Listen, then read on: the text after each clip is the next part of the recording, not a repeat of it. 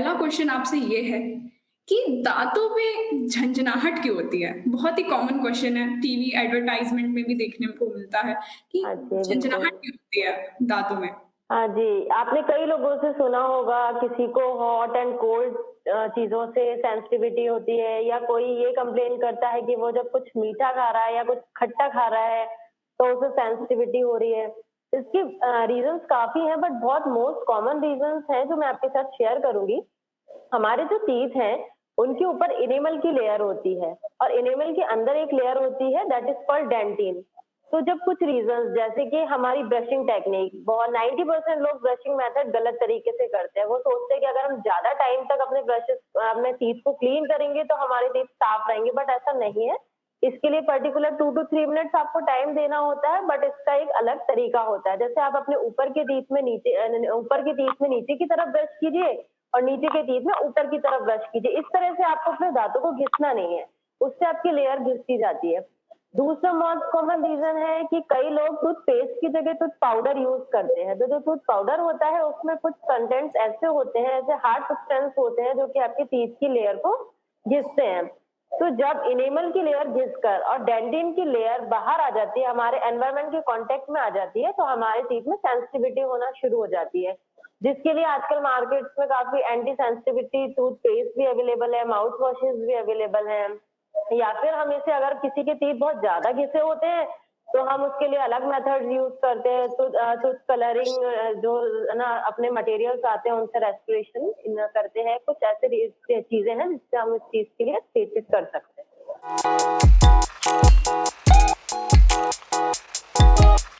मसूड़ों से खून क्यों आता है? गम ब्लीडिंग क्यों होती है? बहुत ही मोस्ट जी, ये कॉमन भी हाँ, बहुत कॉमन है ब्रीडिंग गम्स की बहुत प्रॉब्लम है आजकल। बट देखिए इसके लिए जो हमारे एक मतलब रेयरली जो चीज़ें हैं वो है विटामिन सी एंड विटामिन के की कमी की वजह से या फिर प्रेगनेंसी में भी ये कंप्लेन आती है या फिर कोई सिस्टमिक डिजीज़ेज़। ये तो हमारे स्पेसिफिक रीज़न्स हो गए। बट हमारे मोस्ट कॉमन रीज़न है वो है दाँतों की गंदगी। है ना? हमारे जो दाँत होते हैं, हमारे टीथ के गम लाइन जो होती है, गम लाइन के आसपास प्लाक और कैल्कुलस की लेयर जमा हो जाती है। तो उस कंडीशन को बोलते हैं हम जिंजिवाइटिस। तो जिंजिवाइटिस ट्रीट करने के लिए हम लोग स्केलिंग का मेथड का यूज़ करते हैं, जिसमें हम टीथ या उसके आसपास की सफाई करके जिंजिवाइटिस करने वाले बैक्टीरियाज़ को वहाँ से हटाते हैं।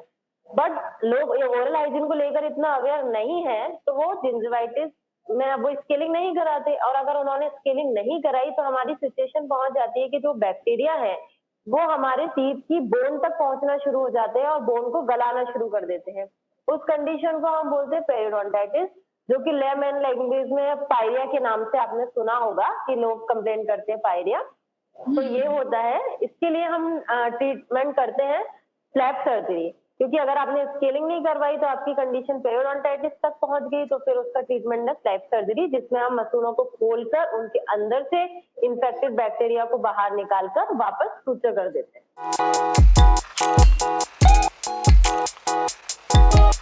तो मैम तीसरे क्वेश्चन की तरफ बढ़ते हुए कि देखा जाए कि बहुत ही टेक्नोलॉजी हमारी काफ़ी एडवांस हो गई है।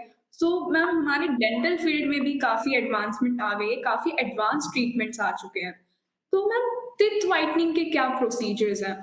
देखिए, टीथ व्हाइटनिंग के लिए तो मैं आपको एडवाइस यही करूँगी कि आप अपनी हाइजीन पर ध्यान रखिए कि आप brush at least twice a day कीजिए, है ना? नाइट में आपको ज़रूर करना होता है। पर फिर हुँ। भी कई लोगों की कंप्लेन होती है कि उनके टीथ का येलोइश डिस्कलरेशन है, तो ऐसे में टीथ व्हाइटनिंग टूथपेस्ट भी मार्केट्स में अवेलेबल हैं या फिर अगर हम किसी ट्रीटमेंट की तरफ जाएँ तो फिर इसके लिए ब्लीचिंग मेथड्स हैं और भी बहुत से मेथड्स हैं बट आजकल जो लेटेस्ट आया है that is laser tip white technology. इस टेक्निक के अंदर हम क्या करते हैं, हमारे जो टीथ है उस पर हम एक जेल अप्लाइड करते हैं। फिर हम उस जेल को एक पावरफुल ब्लू लाइट से एक्सपोज़ करते हैं, तो जो ब्लू लाइट है वो एक्टिवेट करती है उस जेल को और फिर जो टीथ पर या ना येलोइश डिस्कलरेशन या जो भी स्टेन हो रहा है, जो भी डिस्कलर है, वो वहाँ से उसको ब्रेक करके हटा देती है। इस लेज़र टिप वाइट टेक्नोलॉजी में हम ये प्रोसीजर फॉलो करते हैं।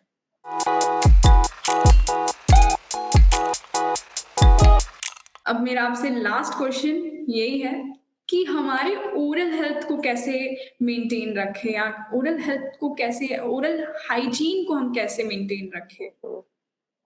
इसके लिए मैं आपसे यही बोलूँगी कि एक सबसे पहले तो आपकी जो डाइट है, आप उस पर ध्यान दीजिए कि आप बहुत ज़्यादा मीठा ना खाएँ या फिर बहुत सी ऐसी चीज़ें ना खाएँ ज जो हमारे टीथ के लिए हार्ड होती हैं, है ना? लिक्विड चीज़ें बहुत सी ऐसी होती हैं जो कि हमारे टीथ के लिए हार्ड है, तो आप उस पर ध्यान दीजिए।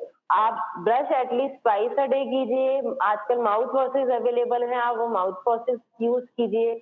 और अगर आपके टीथ बिल्कुल हेल्दी हैं, तो आप एटलीस्ट 1 ईयर में 1 बार डेंटिस्ट के पास जाएँ। बट अगर आपको कोई भी प्रॉब्लम है, गम डिजीज़ेज़ है, कुछ भी है, तो आप एटलीस्ट शॉर्ट फ़ॉलो अप लेना शुरू करें 3 मंथ में या 6 मंथ में। ये आपको ध्यान रखना होगा। ओके। सो काफ़ी अच्छा रहा आपके साथ ये डिस्कशन। तो मैम एक और आखिरी क्वेश्चन मैं आपसे पूछना चाहूँगी कि आप हमारे ऑडियंस को क्या मैसेज देना चाहती हैं?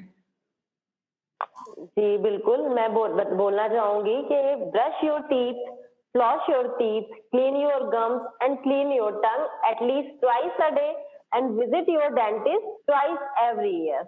Okay. So thank you so much ma'am हमारे साथ जुड़ने के लिए। आई होप आपको अच्छा लगा होगा एंड ऑडियंस आपके लिए मैं बस यही कहूँगी कि don't forget to like, share, subscribe Medwiki. Thank you so much. Thank you.